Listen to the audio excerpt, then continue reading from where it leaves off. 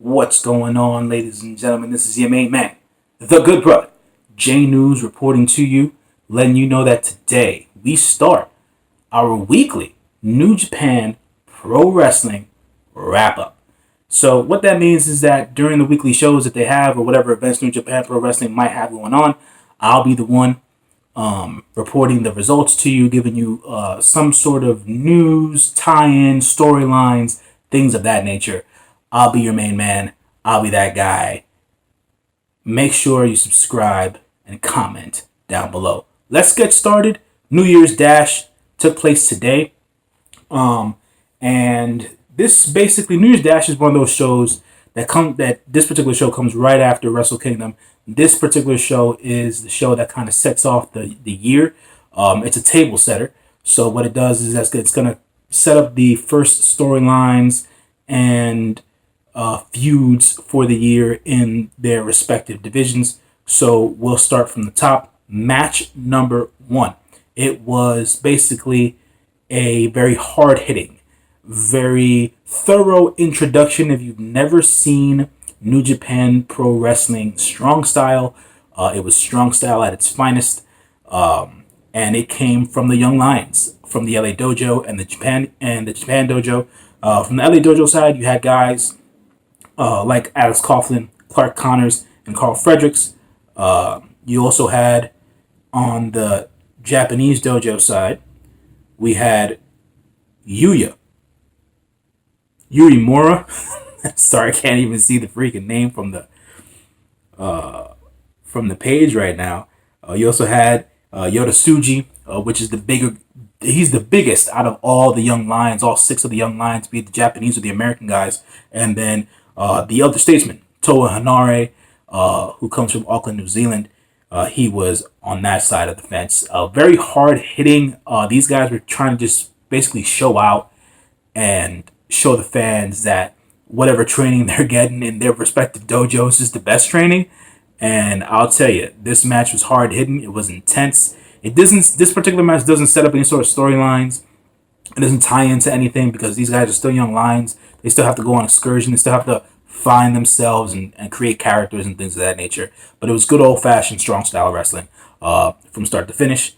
So we have that particular match. The second match of the night was more or less of a, how can I say,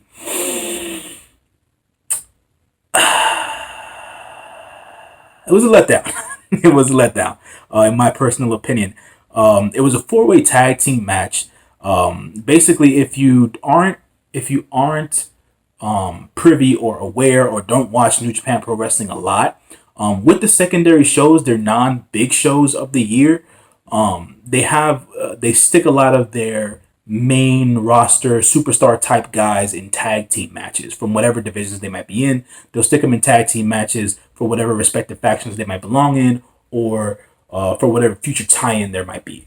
So with this particular match, it was a 4-way tag team match with the juniors. This is a tag team juniors 4-way tag team match. So we had the newly crowned IWGP Junior Heavyweight Champions, Roppongi 3K, Sho and Yo, versus the team from Suzuki-gun, which was Yoshinobu Kanemaru and El Desperado, versus a team from LIJ, which was Bushi and Hiromu Takahashi, who is also currently the IWGP Junior Heavyweight Champion.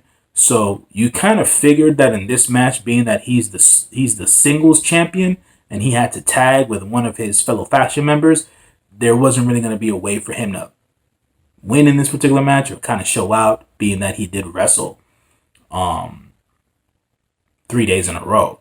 So you could tell that. And then the fourth team were representatives from the Bullet Club.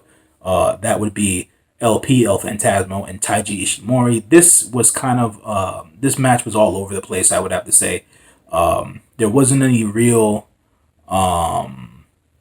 relevance or context to this particular match in the sense of setting up anything for the immediate future. I think they're trying to set up something for the long term here with the guys from Suzuki-gun, because during the English commentary, they did mention a lot that the team from Suzuki-gun, Kanemaru and El Desperado, that they were a dominant junior tag team champions back in 2018, and due to El Desperado's injury in 2019, they weren't able to continue as such.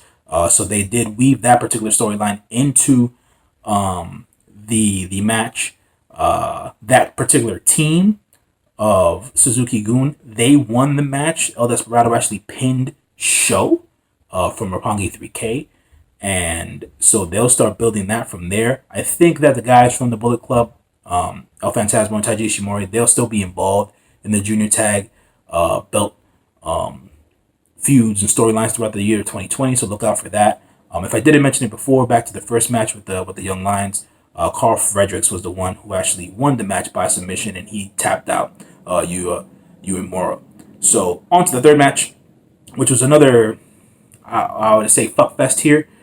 Just because it was another multi-man tag team match that was put together. It was members of the Bullet Club, the Crown Jewel himself, Chase Owens, Bad Luck Fale, Tonga Loa, and Tama Tonga, G.O.D., the Gorillas of Destiny, versus Kota Ibushi, the Golden Star, Hiroshi Tanahashi, the ace of New Japan Pro Wrestling, and Finjuice, David Finlay, and Juice Robinson, who are the newly crowned IWGP Heavyweight Tag Team Champions. In this match, what you saw really was nothing more than a weird kind of a development at the end of the match. Didn't have anything to do with the guys from the Bullet Club. Chase Owens did his regular shtick. Bad Luck Fale didn't even do much during the match. And then G.O.D., I don't know, man. They were in and out, I would say. Tanahashi was actually the one who ate the majority of the beating during the match. Finjuice got their little spots in here and there, just to show and prove and to make sure that the fans were aware that they are the new IWGP Heavyweight Tag Team Champions. And then Kota Ibushi, who got the win, and of course Chase Owens ate the pin because that's what he does at every freaking pay-per-view or every show. Chase Owens eats the pin from Kota Ibushi. What resulted from this particular match was a interesting friendly face-off between Kota Ibushi, Hiroshi Tanahashi, and Finjuice. Basically, they were challenging Finjuice to a match for those tag team belts. So look for that in the future. The fourth match was probably my favorite match of the night.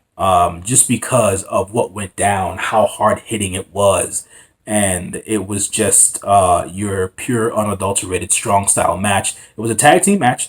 Members of Chaos, Tomohiro Ishii and Hiroki Goto versus Shingo Takagi and Evil of Lij. Man, if Stan Hansen was still around, he'd be proud of how many lariats were thrown around in this goddamn match. Cause shit, guys were getting hit, and they were getting hit hard.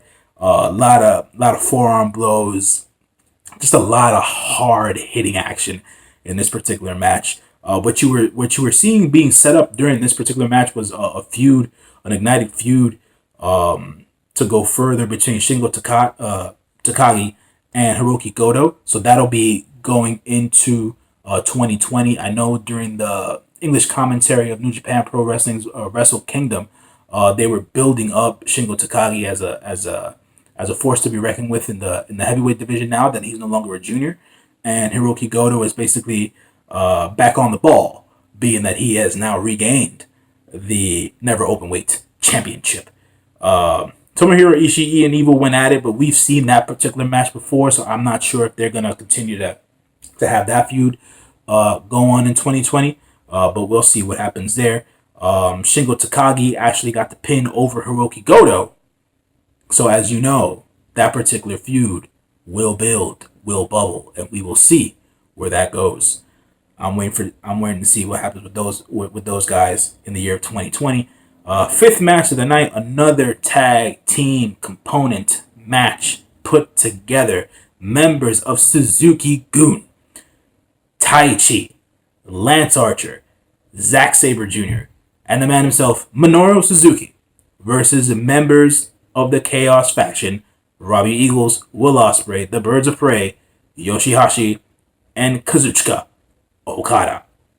Now, yet again, another one of those matches that just got thrown together. Was a bunch of it was just a multi-man tag team match or whatever. But this particular match set up a lot of different storylines in my estimation. There were good spots, good hits, some interesting storytelling done between Will Ospreay and Zack Sabre Jr. So look into that now. I know that he is their top guy, Gene, if you want to call him that. And then there is Zack Sabre Jr., who is currently the Revolution Pro Wrestling British World Champion. So look for that particular feud to take flight.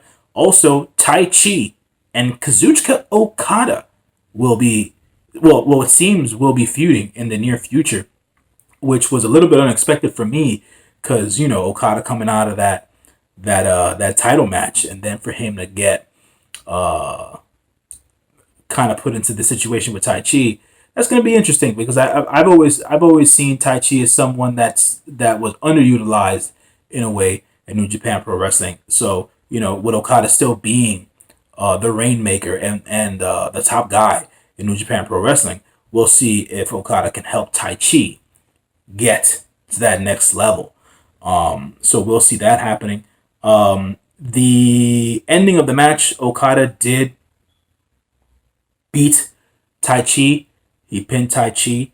And after the dust cleared, after the coast was cleared and the dust settled, Minoru Suzuki had an interesting tit for tat with one Jon Moxley, who came from the crowd and came into the ring, and they went to blows. And at the end of it all, unlike last night where Jon Moxley ate Minoru Suzuki's hits, he hit Minoru Suzuki with whatever his finisher is called now, and he left Minoru Suzuki there laying. So that's a particular storyline you'll have to also look into for the future as well. That U.S. title match between Minoru Suzuki and Jon Moxley. Look for that in the future and wait on that to happen. Last and final match, sixth match of the night, another tag team match, folks. We had my personal favorite of New Japan Pro Wrestling's wrestlers, my main man Sanada and Tetsuya Naito, the new double champ. He is currently the IWGP World Heavyweight Champion and the IWGP Intercontinental Champion at the same damn time. Versus Jay White and Kenta. Now, folks, if you didn't watch Wrestle Kingdom, I would recommend you watch both nights. Kenta has now been, I would say, catapulted, rocket-packed, whatever you want to call it, to the top of the New Japan mountain. He's in front of the line, man. Last night, if you didn't watch it, spoiler alert, after Naito won the double straps, Kenta came out and beat the crap out of Naito. Basically, to start that, he's the most hated man in all of New Japan Pro Wrestling, as stated by Gino Gambino and Kevin Kelly and whoever else you might listen to in commentary. But Kenta is the biggest heel in New Japan right now, just on the sake that he ruined the coronation of Tetsuya Naito. But to wrap this particular match up, this match was just a brawl in the sense of you got the play out here of two storylines, Sanada and Jay White. They'll be going at it throughout the year of 2020. Jay White cut a promo on Sanada after the fact that the match was over. Sanada did pin Jay White with his O'Connor bridge, but Jay White and Kenta left Sanada and Tetsuya Naito basically laying at the end of the match. And Jay White cut a promo on Sanada, telling Sanada that he ain't worth a damn and that he's going to prove it to him and he'll whoop his ass sometime down the road in 2020. And Naito and Kenta just went at it. Those two guys right there, man, that's going to be the feud of 2020 for New Japan Pro. So that was basically the end of the wrestling portion of the show. They had a whole bunch of commentary afterwards and all the backstage interviews and things of that nature. So you guys can watch that on NewJapanWorld.com. I didn't necessarily catch it because that promo backstage thing to me for New Japan isn't the best. It doesn't. I know it's supposed to extend stories and or build stories and things of that nature, but like usually I get my bits and pieces via social media. This is going to be on social media via YouTube. So I'll try to be your guys' leading and guiding lights in the New Japan world. So for right now, everything that I said is what went down. Look forward to sorry about that, all those different feuds and storylines that have taken place and that have set the table so far for the year 2020 with New Japan Pro Wrestling. I think the next show that's coming up, just I can look it up here. I'm in front of my PC. I'm doing this. I'm winging it right now. We'll have another show coming up on January 10th, this Friday. NJPW presents CMLL's Fantastica Mania. So I'll have the results for that particular show either the night of or the day after. And then after that, we have different shows that'll be coming. Let's see. Nothing of importance until New Beginning. The New Beginning tour starts on Friday, January 24th. And that'll start New Beginning USA will start in Tampa, Florida on the 24th. And then they'll go on the New Beginning tour from the 24th to about Road to New Beginning, January 25th. Yeah, this goes on for a while up until the actual show of New Beginning in Sapporo, which will be on February 1st, 2020. So I'm going to wrap this up. And hopefully everybody got their news worth from New Japan Pro Wrestling and New Year's Dash. Yet again, ladies and gentlemen, I'll be the one reporting to you on a weekly basis about what's going on in New Japan Pro. Yet again, I am the good brother, J News. This has been the New Japan wrap-up for the week. Tune in next week when I give you some more news and some more news and some more news. Till then, be well, be merry, and stay wrestling fans. Peace, folks.